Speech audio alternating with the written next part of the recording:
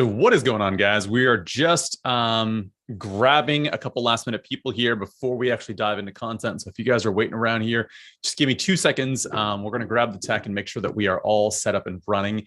We are going to do our best to record this content so that people can come back and check out information here on the replay. So just give us 2 quick seconds and we're about to dive in here. If you don't have a pen and a pad, you're going to make sure you want to grab one. We're going to go rapid fire tonight and really hopefully dive into some content. On the right-hand side of your page here, you guys are going to have the ability to type and live chats. I will do my best to keep an eye on the chat, but we will definitely dedicate a time at the end for questions. And if I don't get to questions by any stretch of the measure, please do me a favor. You guys can find me on Instagram at _JasonLew, and that's L-E-W. And I'm happy to answer questions, send me voice notes, whatever you've got. I want to be here to serve as best as possible. Just give me 60 seconds here, and we're going to get the content up and running.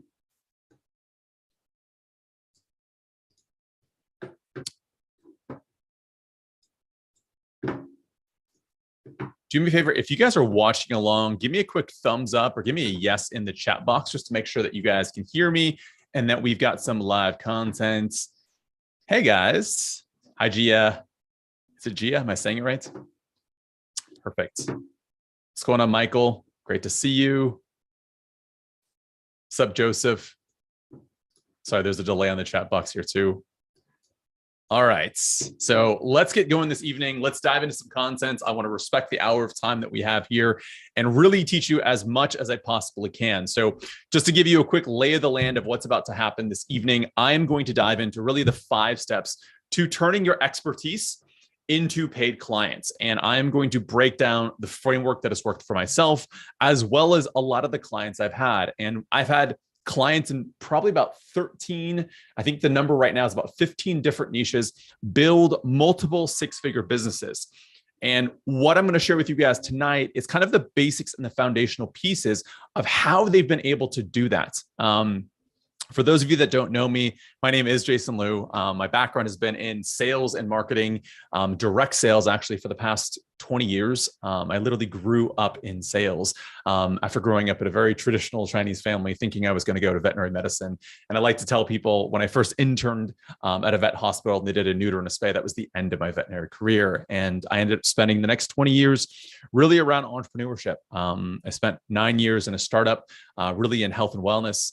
We spent a lot of time in the supplementation fields where I cut my teeth being a marketer, being an entrepreneur, and more than anything, being a salesperson. I then ended up working for a $800 million company out in Arizona in a similar field in fitness as well. Before, right in 2020, right before the pandemic hits, I ended up going out on my own. And it was somewhat of a blessing in disguise and one of the most scary parts as well, because right when the pandemic hit, we didn't know if we were going to have a business or if there was going to be a need. And lucky enough, there were a lot of people trying to take their expertise and pivot to an online space. And so I worked with a lot of meditation, breath work, fitness coaches. So if you guys are in the space or if you guys have a niche in some way, shape, or form, do me a favor, type it in the chat box. I'd love to see what industry, what space you're in here, and see if we can go out there and serve you in what you do. And I tell a lot of people all the time, and one of the biggest questions they have is,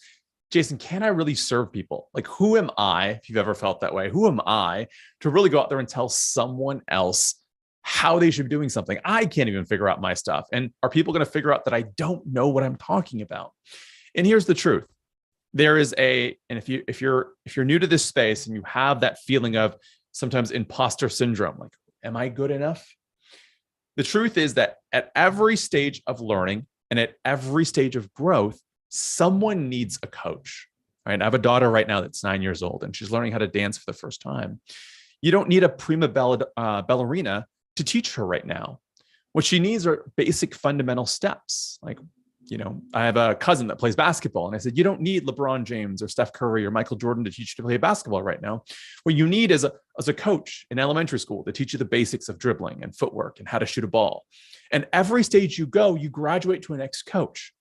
And the same is true here. I want you to all to recognize here that in this process, our goal is not to know everything. There are plenty of people that are better than me at marketing, plenty of people that are better than me at speaking, plenty of people that are better for me than sales.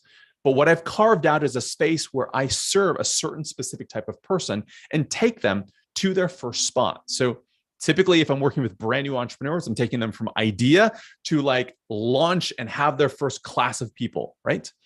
If I'm working with intermediate people, typically my one-on-one work, I take them from that space where they're trying to go from like $150,000 a year or $200,000 a year and trying to make that leap to $500,000 or $700,000 a year. So every place has a new beginning and ending spot. And your job is not to fix everyone. It's just to leave them a little bit better than when you started. So give me a quick thumbs up or yes in the comment section if that makes sense to you guys. But know that you don't have to be the end all be all in order to be in this space. You just have to leave people better or have the intention to leave people better than when you started. And that's why I'm so passionate about this space, is because one of the most rewarding and fulfilling things that you can do on this planet, on this earth, in your day-to-day activity is being able to use your gifts, talents, and abilities to serve other people. And that's what makes this space so special. So thank you guys for giving me the opportunity to share what I love to do. And at the same time, hopefully it inspires you or gives you some tools to go out there and do something very similar here as well. So before we dive in, I think it's pretty simple to say, today is really about nuts and bolts foundation. I'm going to take you through the 5 steps and I'm going to outline them here for you guys. This is not about, you're not going to learn everything you ever need to know about building a business in an hour, but I'm going to do my best to tick the boxes and give you foundational pieces that you can implement immediately after this call. So this is not a, hey, I'm going to point out all the problems and I'm not going to give you any tactics. I am going to give you tangible tactics that you can walk away with tonight. So if you are an entrepreneur, if you are a coach, or maybe you're thinking about it, you can begin the journey and get ahead of the curve here. At the end of all of this, I'm going to give you guys about 50 minutes of straight content. At the end of it, I'm going to spend 3 minutes. If any of this information sounds applicable to you and you want to dive deeper, I'm just going to do a quick ask and say, if you want to dive deeper, here are the offers that I have. If you're not here for the sales side of things, you don't have to stick around, but I do want to let you know what is about to happen here. All right. With all that being said, let's dive because I have a lot to cover tonight. I'm going to share my screen and do my best to give you guys really the lay of the land. And I'm going to toggle back and forth between kind of my slide deck here and then obviously speaking to you guys one-to-one. So first and foremost, this is really our free training. Obviously, these are the 5 steps that I've kind of distilled down in terms of turning your expertise into a business here.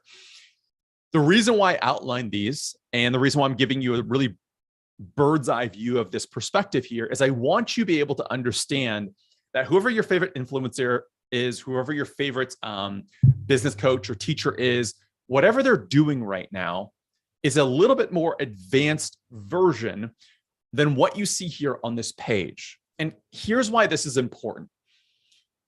I see a lot of new entrepreneurs try to copy what their favorite entrepreneurs are doing.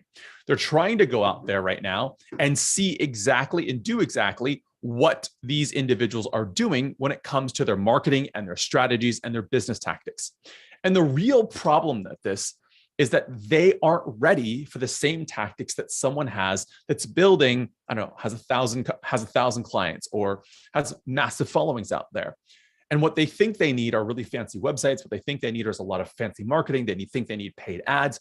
And I see a lot of people spend a lot of money in a lot of areas that they don't need to yet. And one of my philosophies will be and always will be to get you out of the door as quick and as fast as possible. Meaning, can you fail fast? Can you get the most minimal viable product out there to see if you have a business that can work for you? So the 5 areas that I love to focus in on is positioning, and I'll explain each of these in a second. Audience building, it's pretty self-explanatory. Offer ladder, meaning what are you actually selling and offering your audience?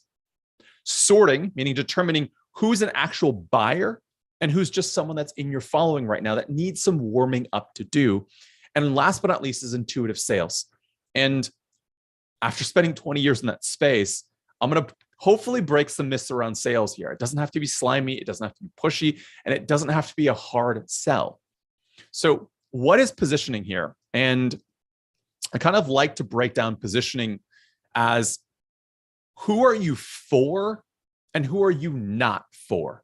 So what I'm trying to say here is that I think a lot of people, one of the biggest mistakes I see with positioning right now is that people confuse, and you guys can write this one down, people confuse their mission with their target audience. I'll say that again. They confuse their mission with their target audience. My mission is to serve people. My mission is to go out there and make people the best versions of themselves.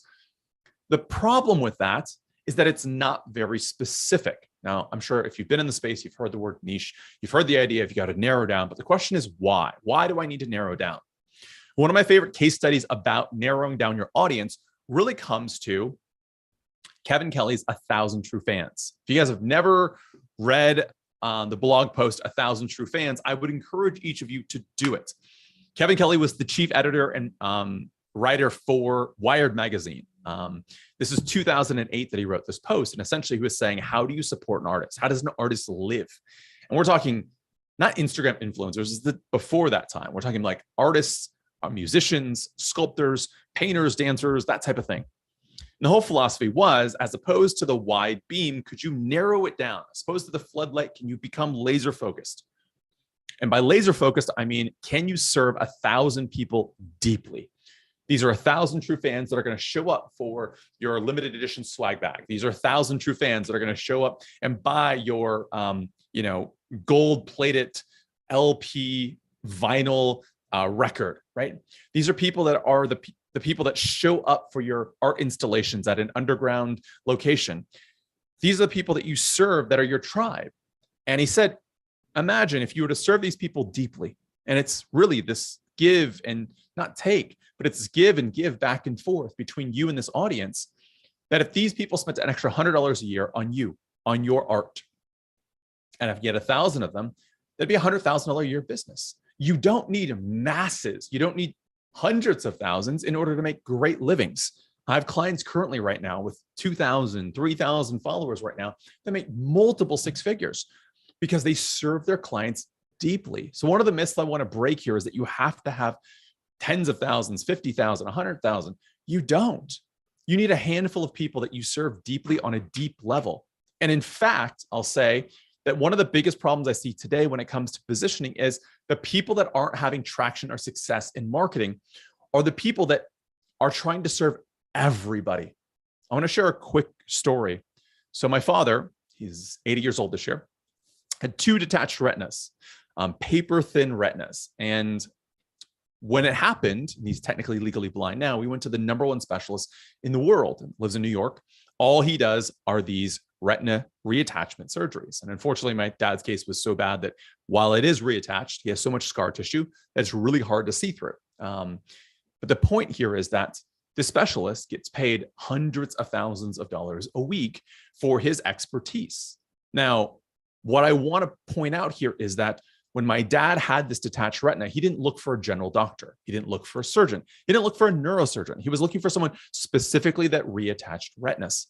And it was easy to find who's the best in the world at this thing. And the same is true here is when you are positioning and marketing yourself, the only way to stand out and to get above the fray is to really be able to specifically say, these are the people that I serve, and this is the specific problem that I am able to help with. Again, I will repeat that, right? This is a really important distinction here, that when you are niching down, right? People say like, my mission is to go out there and serve a bunch of people, but no one knows exactly what you do in a bite-sized chunk. But if you can answer the question of who do you serve? Like if you're like, I help all moms. Okay, all moms do what? I help all moms meditate, hypothetically. It's a little bit more focused. But if you say, I help moms who are spiritually open and who love techno music, drop into flow state meditation for the first time, now you have a niche. Now you have a specific focus of people that you can serve because we know that they're spiritually open-minded, they're moms in a specific area, and that we're going to solve a specific problem. Maybe they can't access creativity right now and they need flow state. That's just one example, right? I had a client who worked on Broadway. She taught fitness classes specifically for fans of Broadway who also wanted to learn the dances from their favorite Broadway shows. And that was her fitness class. So she had a very specific audience and a very specific thing that she taught. And she stood out because she was one of the few people during the pandemic that was teaching this type of dance, AKA fitness class, to the population of New York who loved Broadway. So your niche, your positioning is who is it for, but more importantly, what problem do you solve for them? Is this making sense? And I hope it's getting through here, because positioning is one of those things that I think so often people are afraid to go narrow. But I want to preface going narrow with something really important here. For some of you know the fitness brand called Lululemon, and this is before Lulu ever got big. They were a small company in Canada. They were a privately held company, and they were really prided themselves on the detail and structure and the fact that they created high-end athleisure wear, right? That was their brand. What was interesting about Lulu when they first started, and I've never been able to substantiate the story, so if I'm saying it wrong, someone please correct me. But the way I've heard it been told from multiple different sources is that Lulu had two specific people that they built their entire line around. They had a man and a woman who were together but not married. They had an entire lifestyle designed around them. She would order this drink at after work. She had Pinot Grigio. She would listen to this music. She would see her friends. After her whatever spin class, she would then go out to dinner. He, on the other hand, had Scotch on the rocks, wore these clothes, whatever it might be. And so, as you know, the story goes, they designed these clothing lines for these two individuals. And what they asked for, they got, right? They got their target audience because they essentially held up the line and said, does this match this person's aesthetics and taste, or does it not? And if it didn't, they scrapped it. If it did, they ran with it. And the reason why I say that is because what they didn't expect, if you can almost imagine the bullseye, right? Target logo. What they got was what they asked for. Okay. So first and foremost, the audience they wanted actually showed up. That was important. What they didn't realize were the two extra rings that happened around that audience.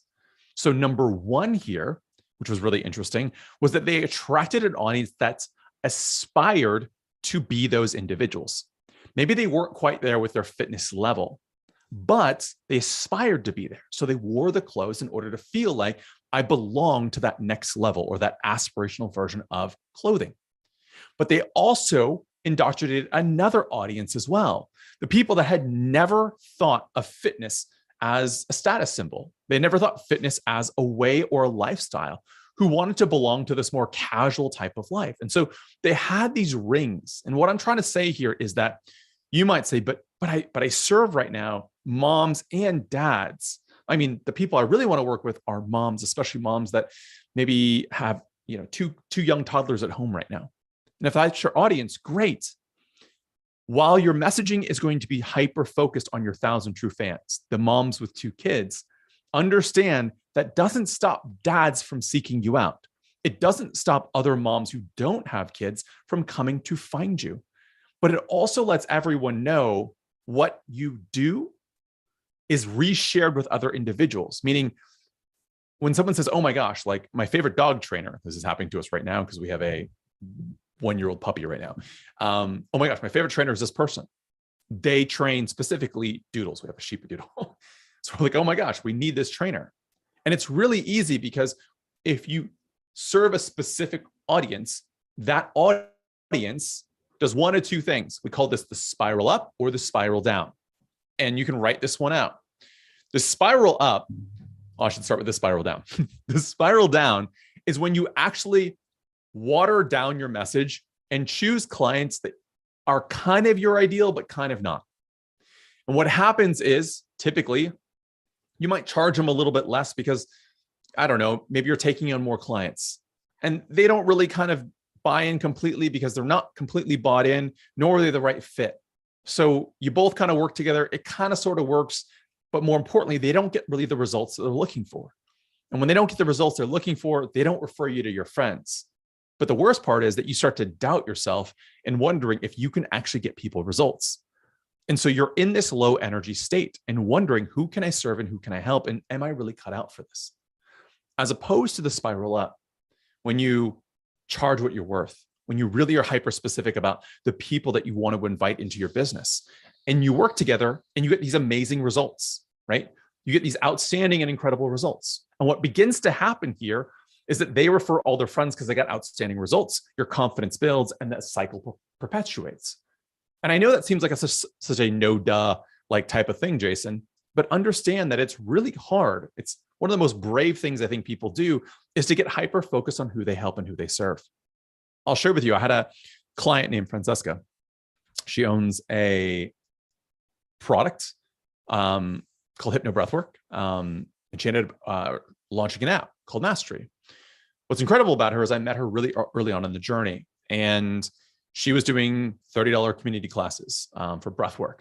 And the question was, how do you convert into high paid clients, high paid tickets? And I remember at that time, I had multiple offers on the table to work with different individuals one-on-one. But she was specifically who I wanted to call in, someone that had a background in entrepreneurship, had already built and tested out what she had done, but more importantly, had brought a client and community together. And what was incredible was seeing her take, and this wasn't me, I didn't do the work for her. This was her implementing what we taught. And in probably 60 days, she had her first $35,000 a month. She went to $50,000 and went to $100,000 months. That's not a here, this is what happens, and here's how I fix everything. I've had clients that have gotten no results as well. And what I've learned over time is that it's less about, it's the responsibility of the coach to decide who you want to bring on and who you can work with. And a lot of times, you being able to be really specific about who you want in your circle of individuals or who you want to spend time with and work with makes a huge, huge difference. So what I'm getting through here and what I'm trying to get to, and the point I'm trying to make here is that really, when it comes to positioning, you need to understand what marketing is. Marketing at the end of the day is pain and empathy. Pain and empathy. So, I'm sorry, empathy and where they want to go. So the pain and empathy is making sure that someone feels seen with their current problems. This is not pain in the sense of like, hey, I'm going to manipulate or really like poke at what's bothering them.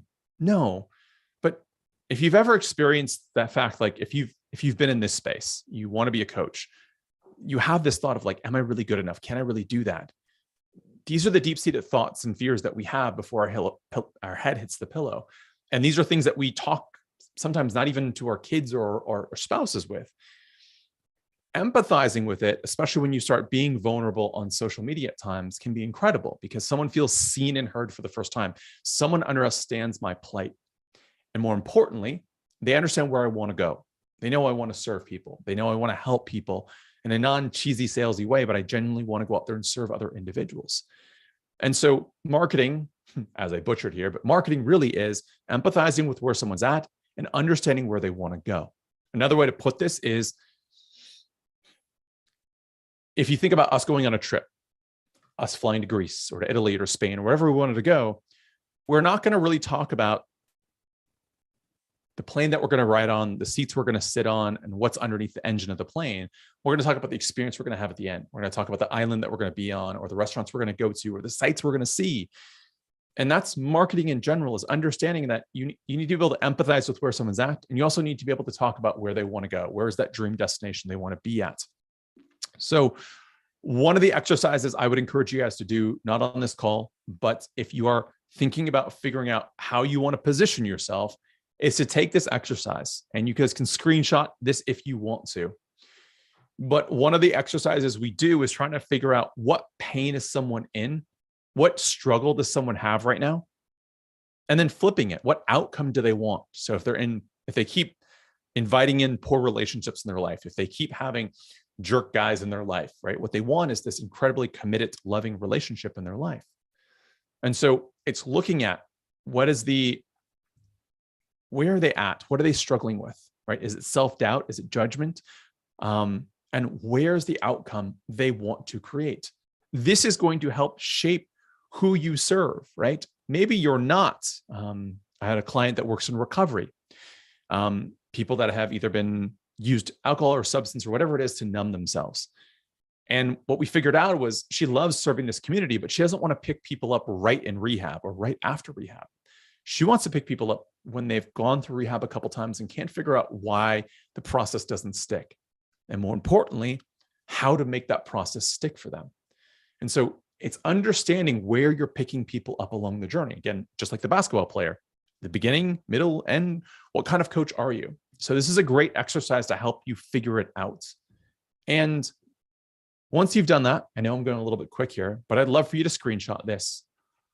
This is nothing new. I didn't invent this. I didn't create this, but this is what I call your VCM, meaning what is valuable and concise gets memorized. Please, if you guys are watching, take a screenshot of this. What I love about a VCM here, essentially it's your one-liner. It's a one-liner so that someone can understand exactly what you do, right? In a snapshot. When I was in marketing in an agency, we used to joke about this idea that if we went to a coffee shop, opened up the laptop and showed it to someone, did they know who we were for and what problem we solved within 10 minutes of watching it?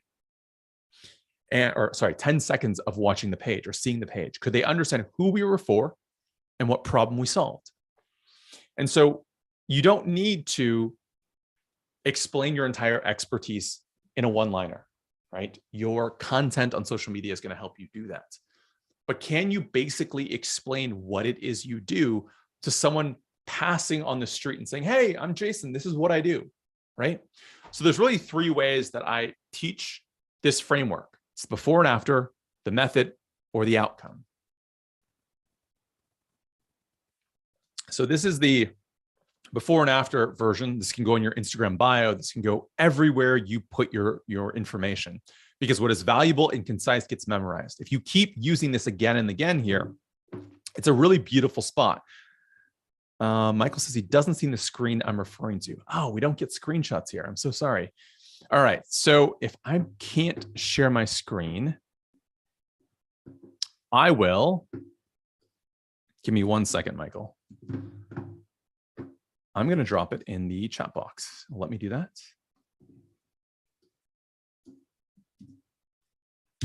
So that's the before and after.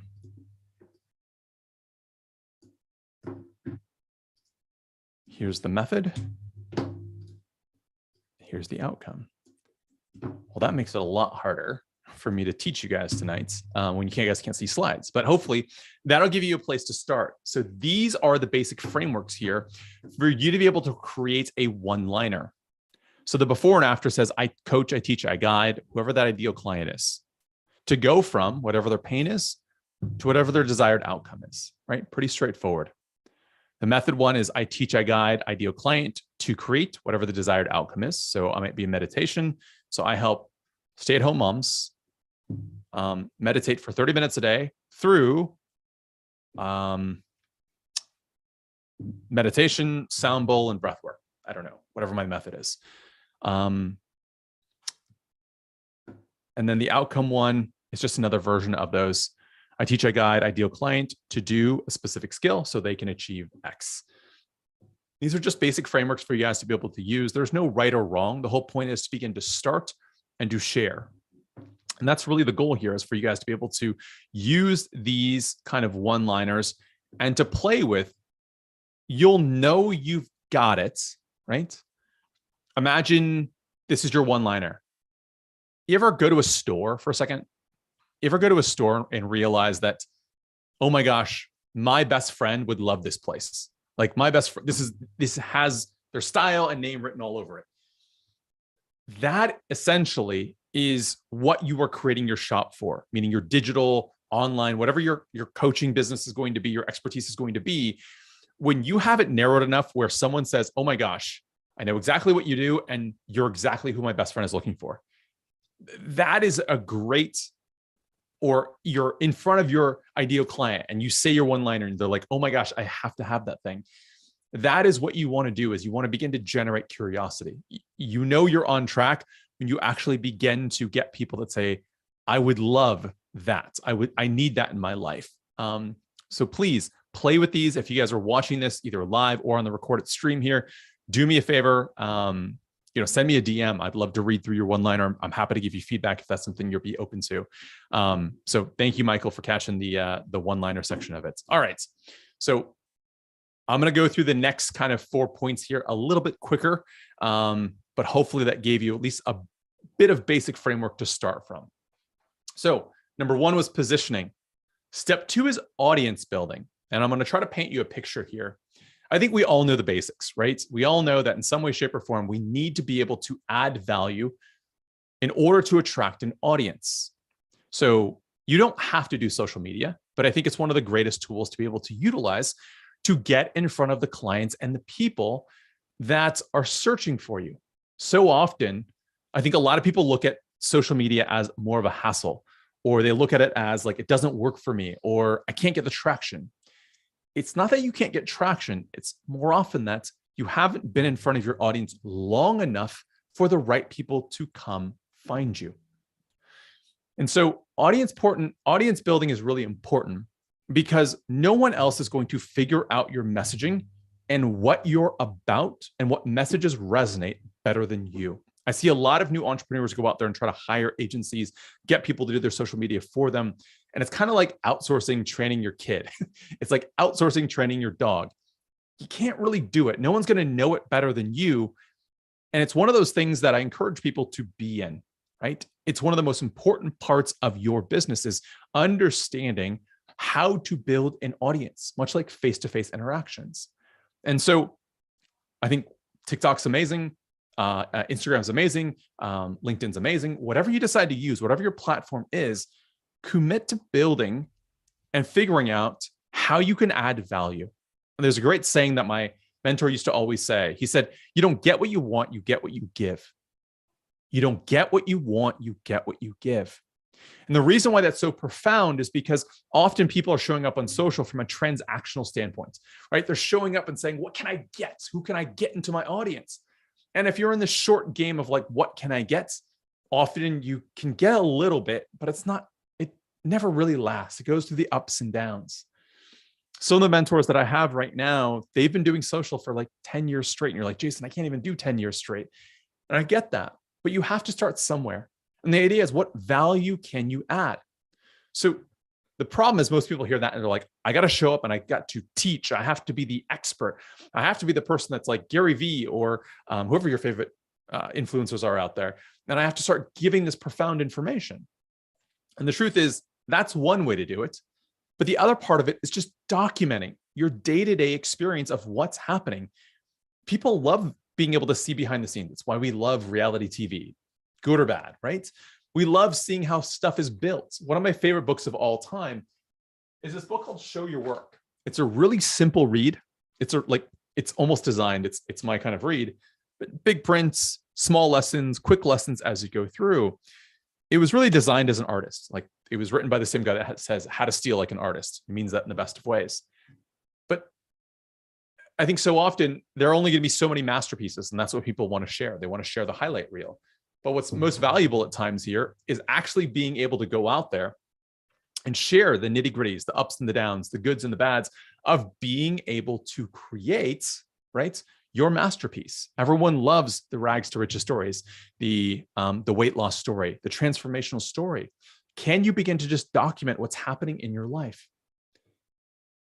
And while that's powerful, and I encourage you to do that, one thing I want to warn you about is going straight into the how-tos. Like, I see a lot of coaches show up on social wanting to go out there and teach other people everything they know.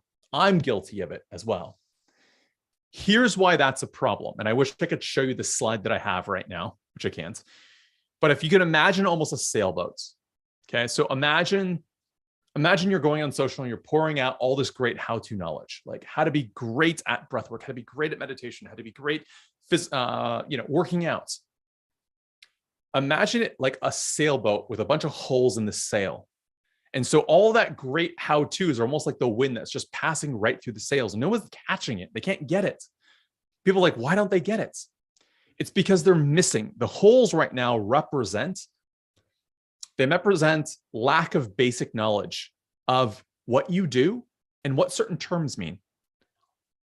I think the further we get into a profession, the more it is hard for us to let go of the jargon that we learn. We can talk about conversions of sales, and that doesn't mean anything to the average person out there.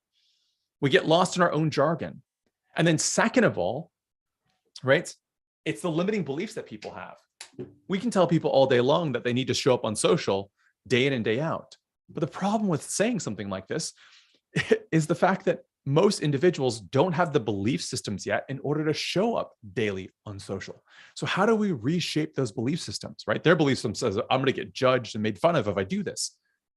Where someone that might be more indoctrinated into the process really recognizes that someone's judgment says more about them, the other person, than it does myself. And I'm here, my intention is to serve people. I have no control over how it's received. All I can control is what's on my side of it. So thinking through this really quick, some of the knowledge that you have to impart if you're going to show up on social and become an expert. Yes, the how-tos are important. And yes, I encourage you to share quick tips about whatever it is you do. But don't forget, what are some of the basic things or basic knowledge about your industry that people need to understand first before they can impart or understand your how-tos? Another idea here is what myths, right? What are common mistakes that people make in your space? So a myth might be that sales is hard, sales is pushy, sales is slimy. And a lot of my content at times can focus on why that is a myth. I might want to teach people how to handle every objection that they ever get and how to, disarm someone from, I got to talk to my wife about it, right? Or talk to my spouse about it. I can teach them all that, but if they have the belief system that sales is bad or sales is slimy, the how-tos don't matter. So I encourage you, can you teach basic fundamentals? Can you teach belief shifts, right? And the one I love, and these are the three I'm going to give you today, is what mistakes have you made that you could help someone else avoid? So is there a mistake that you've made when it comes to, I don't know, something that you've learned? Maybe it's something that you spent a lot of money on that you wish you would have known something differently. It could be anything. So 3 areas just to consider when it comes to audience building and content creation here is, can you help people avoid mistakes? Can you share with people some of the myths or misconceptions about your space? And more importantly, can you share with them basic knowledge? People think I'm going to give away everything. And honestly, the more you give and the more value you add, the more it comes back to you. Teach people basics, teach them fundamentals, give your knowledge away. It really serves that population to make these great transformations. Isn't that why we're here? So those are my tips when it comes to audience building here. So number 1, obviously, is positioning. Number 2 is audience building. Number 3, and this is what I call sorting. I think a lot of people think that sales is a one big experience. By that, I mean someone gets on a sales call and that's sales. That's not sales. Sales actually happens at every step of the journey. Think of sales like trust for a second. I know sorting is going to blend with me teaching on sales here, but think of sales as like trust. Trust isn't earned as in a one-time experience when you build a relationship. Trust is something that is built over time, and it's either added to or subtracted from. Think of sales here a lot like a scale. Okay. On one side over here is skepticism. On the other side is trust. And so when people actually are coming into your ecosystem, every time you add a block on this side, it slightly changes the scales, meaning on the trust side. So how does this start? Sales actually starts from the moment you show up on social media, on Instagram, on TikTok, on whatever you use, and someone clicks the button and likes your post. They're actually buying. I know this sounds silly, but they're buying with a heart. The next thing they do is they're flipping through your stories or they're putting a comment down. They're buying what you do for 5 seconds, which I know sounds like nothing, but in this day and age, it's everything, right? Since our attention span is the span of a goldfish here.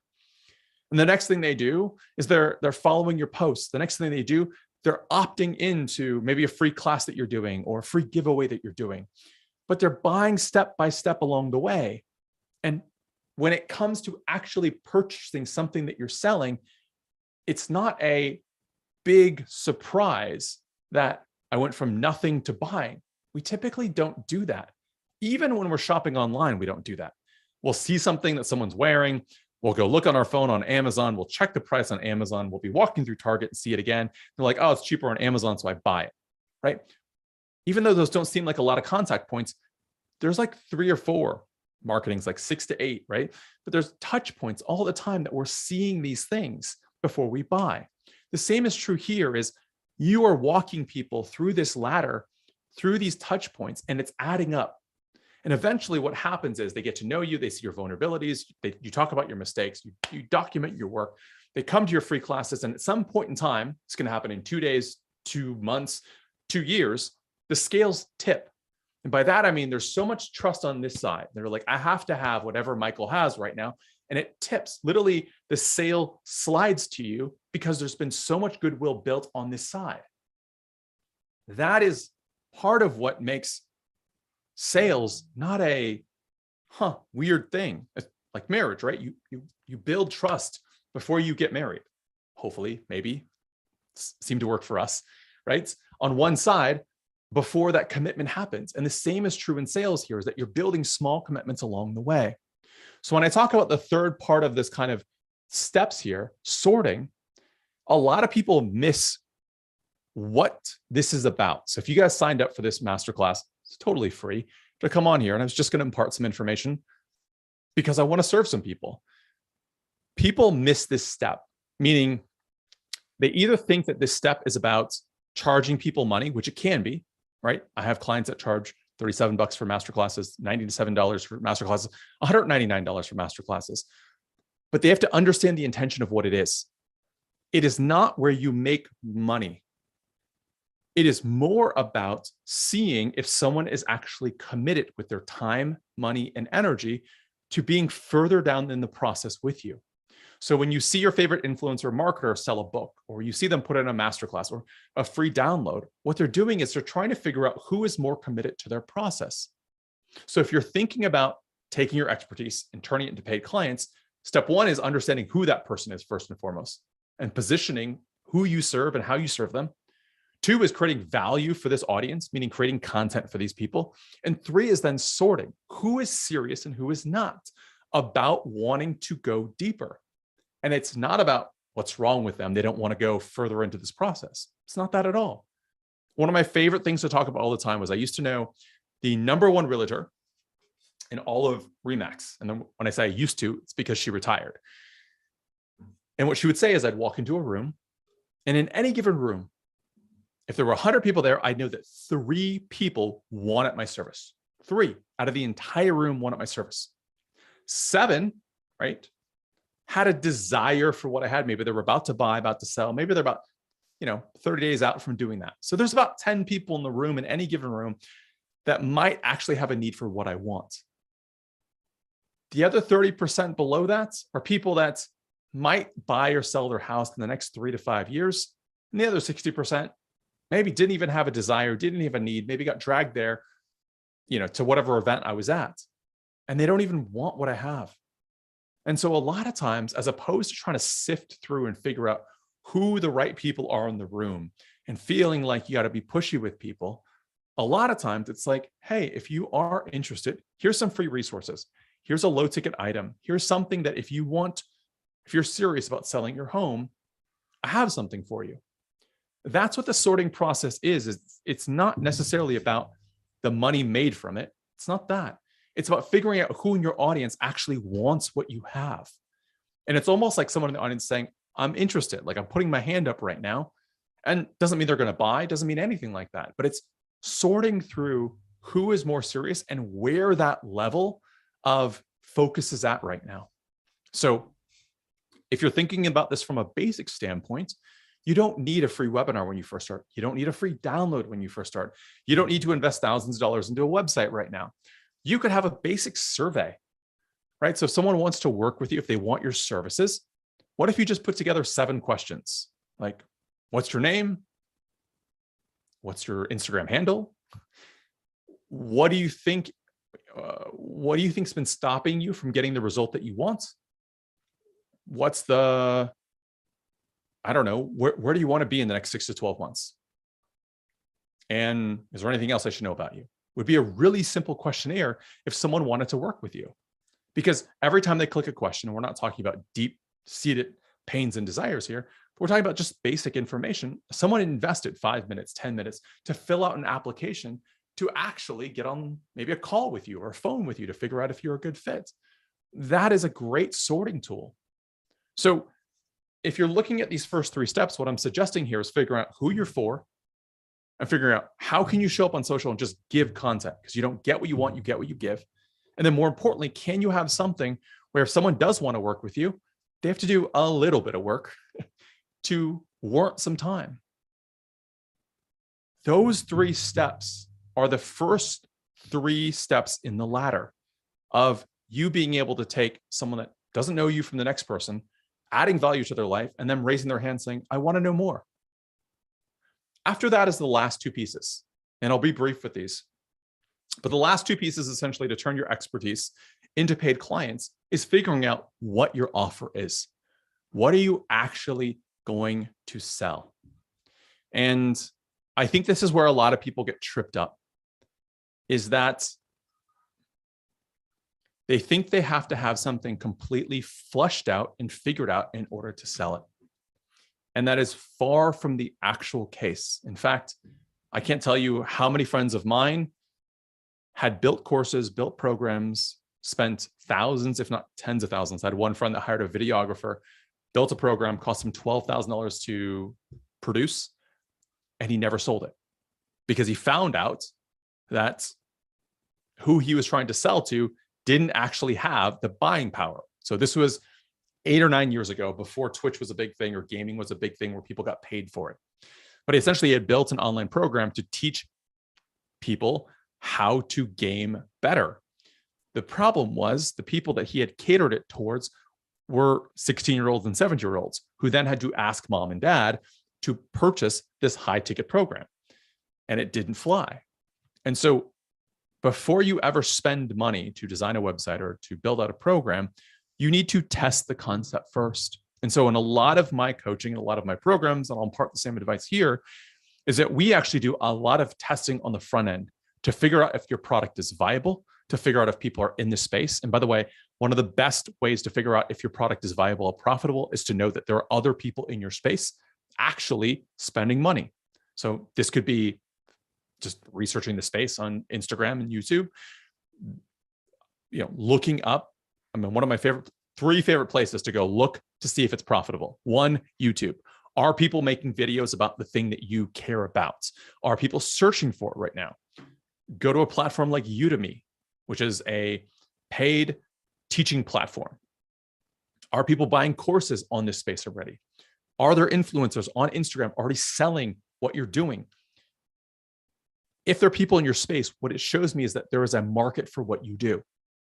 And then finally here, the most important part here is understanding if you don't have a product. People are like, well, Jason, if you don't have a product to sell, what are you selling? We actually teach people in our programs to actually start with one-on-one clients. If you're absolutely new to the space, before you jump to a group program, before you jump to an evergreen, and by the way, I should explain these. So a recorded course is something that someone buys and just watches on their own. And there's nothing wrong with it. It's not my favorite way of consuming without any live support, because not a lot of people finish these courses. They watch half of it, they watch some of it, but they don't get through it. One-on-one coaching is very time consuming, but there's a time and place for it, in my opinion. And I actually love to teach people to start with one-on-one coaching. We actually teach beta programs for one-on-one coaching. And here's the reason why, is because if you begin to start attracting your ideal client, you take a client on one-on-one, whatever that period looks like, that one of the best things that you can do is understand what that journey is that that person is going through. And when you've done that a couple times, you'll begin to realize that people that come in with X problem, who are trying to get to X result, go through a journey, right? In breath work, right? We realize that while people want abundance and while people want to hit flow state, sometimes they have to clear out some of the shadow work before they get there, right? So there is a specific customer journey that someone is going to go through.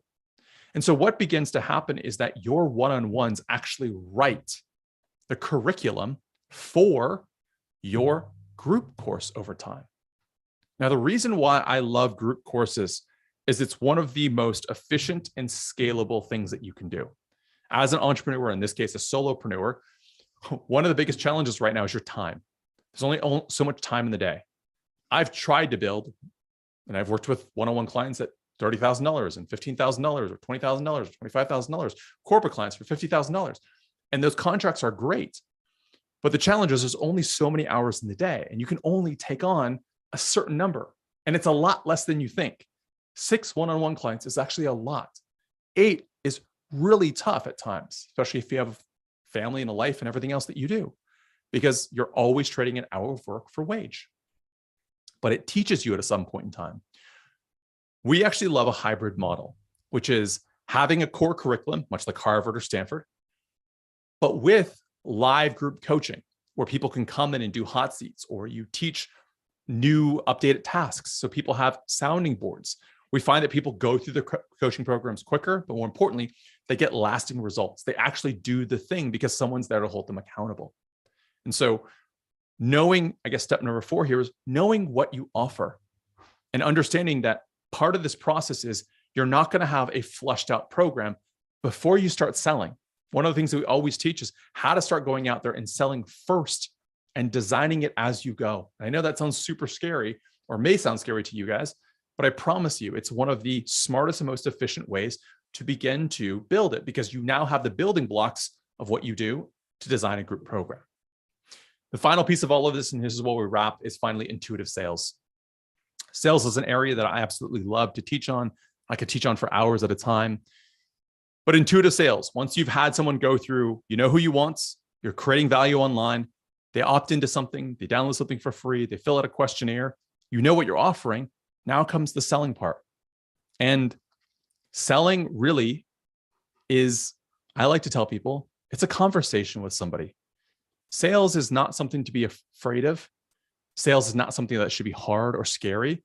In sales, I think the biggest problem that people have is their examples of what sales are what Leonardo DiCaprio looks like on The Wolf of Wall Street.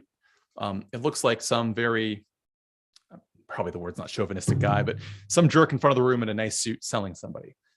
That's not sales, in my opinion. Sales, in fact, actually isn't even talking. Like, this would be bad sales, really. Sales is about asking questions. And sales is really more about you finding out what the problems are from the person across from you, figuring out where they want to go. And more importantly, you're trying to figure out how committed they are to this process. And more than anything, it's you interviewing the person across from you saying, and figuring out, do I want to help this person or do I not want to help this person? I want you to think about sales sometimes, and specifically sales calls here, as really an exercise in listening. When we teach sales calls, we actually teach them as in 90% listening and 10% talking. I'll say that again, 90% listening, 10% talking. And the reason why we do this is because we don't have the answers. What we're listening for is, how committed is this person to this transformation? Because if I have to convince you to buy this thing, convince you to work, convince you to show up to class, I'm going to be constantly convincing you to do the work. What I want is someone that's going to meet me halfway. What I want is someone that's going to come into the process and program and work just as hard as I show up for you. Because that's when it's fun. And honestly, there are a lot of ways to make money in this world. If you're not enjoying what you're doing and loving what you're doing, there's no point in doing it. So in sales, I'll just leave you with these 3 things. 1, you want to find out, right, where they want to go. Why are they on this call and where they want to go? Like, what's their dream 6 months to a year from now? 2, right? What do they think their problems are? What are the things that are getting in their way from actually succeeding? What have they tried? So if they're trying to lose weight, maybe what exercise programs have they done? What diets have they programmed before? What have they done to curb their, appetite or exercise more? Because if you teach the thing that they've already done, you might not be a good fit. And the 3rd thing I'm looking for is, what is their desire level? How committed are they to this process? Because it's real work. And I don't want to be the person that babysits someone and has to have someone show up. I need to have them show up for themselves here. So when you're looking at this process here, I want you to begin to put on these goggles and begin to see these 5 steps. The positioning, right? Who is this for? So whenever you see an ad or see a post or see something that really grabs your attention, think about, was this made for me? Or was it made for somebody else? Who is it made for? 2, your social strategy. Before you go straight to the how-tos, think about documentation. Think about busting some myths. Think about basic information that people are missing. What are some poor mindset things that people don't quite understand yet that you can impart? 3, right? We think about sorting, right? What is that next step so that someone can actually raise their hand and say, hey, I want to know more about what you do?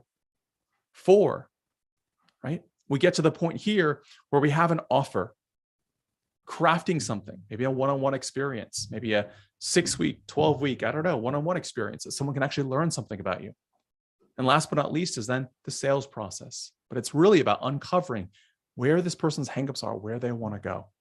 So I hope what I've given you here today is a really basic foundation of how to begin to take your expertise and turn it into a business, how to turn it into paid clients. Hopefully you can kind of see through the marketing mist and understand what people are doing when they're showing up here on social. What I want to leave you, and this is the part where I'm just going to spend 90 seconds and say, if you are interested, we have developed a program called Hidden Genius. It's a 16-week program, right, where you work directly with me in a group setting. It has, again, that core curriculum where you will learn every step of this. So you will learn how to test and position what you do. We are going to teach you in an entire month all the strategies, tools, and tactics to begin to grow your audience. 3, we're going to show you how to sort who that audience is, how to build and design a free downloadable piece of content. 4, how to design your offer, how to actually content create, offer create, build out a robust program to go from one-on-one to full paid, like group course that is sold out. And then finally, we're going to teach you kind of our undercover method to be able to go out there and teach sales that is all about intuitive, asking questions and nothing pushy about it. It is not about snazzy lines or sneaky lines. This is just about seeing who's a fit and seeing who's not. If you are all interested in that, we are doing a beta program of this in the next 3 weeks. Right now, it will be about $2,000 less than it will be after those 3 weeks are up. So if you are at all interested or want to have a conversation, all you have to do is either click the button below that says book a call or send me a message via DM on Instagram, and I'm happy to have a conversation. There's no obligation to buy. I'm not going to ninja you into buying something. We're just going to have a conversation. And if you want to do that, let me know. I'm happy to get on the phone with you and share with you what we've got, if that is of interest to you. If it's not, I hope more than anything, you guys got some value out of today. You took away something that could apply to your business, maybe a one-liner, maybe something about the pain and empathy that someone's in and where they want to go. But whatever it is, implement what you have. I want to acknowledge you guys for taking the time today to be on a call like this. If there are questions that I can answer at this point in time, the best thing you can do is send me a DM, send me a voice note. I would love to answer questions for you guys. And more than anything, if you're on this journey and you really want to be a coach and you want to serve people, I'm telling you, it's one of the most rewarding things you can do. I know that the business and the tactics sometimes can get in the way, but hopefully these simple steps can help you get you jump-started on the right path so you can go start serving your audience, your tribe, the people that are meant to hear your message. So thank you guys for giving me the opportunity to share what I love to do. I hope you guys got some value out of today, and we will see you guys on the next one. My name is Jason Liu, and we'll talk to you soon. Cheers.